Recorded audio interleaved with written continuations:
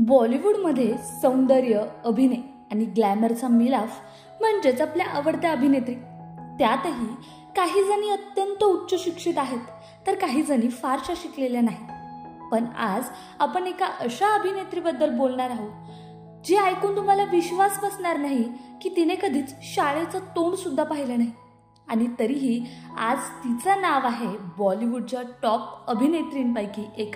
होय, आम्ही बोलतोय कटरीना कैफ बद्दल.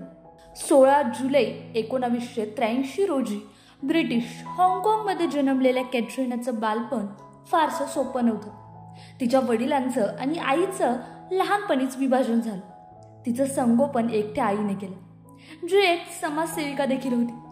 आईच्या कामामुळे कटरीनाला सतत देशोदेशी फिरावं लागलं. भारत नव्हे तर तब्बल 18 वेगवेगळ्या देशांमध्ये तिचं बालपण गेलं. आता तुम्ही म्हणाल, मग शाळा कुठे गेली? तर मंडळी, शाळेची गाठच पडली नाही. शाळेचं गेट सुद्धा तिने पार केलं नाही. पण शिक्षण ते मात्र तिला घरातच मिळालं. होम ट्विटर्सद्वारे तिला ज्ञान मिळालं आणि म्हणूनच ती अनपढ नसून सुशिक्षित आहे.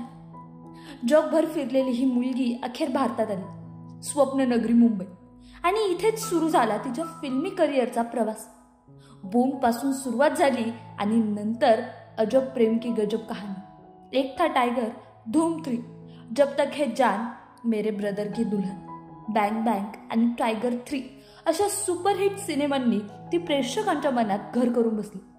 सलमान खान सोबत तिची जोडी सुपरहिट ठरली आणि रणवीर कपूर सोबतही तिची केमिस्ट्री खूप गाजली. 2021 मध्ये कॅटरीनाने अभिनेता विकी कौशल सोबत लग्न केलं. विकी आणि कटरीना दोघेही आज सुपरहिट आणि सुपर रिच कपल्स पैकी एक आहेत.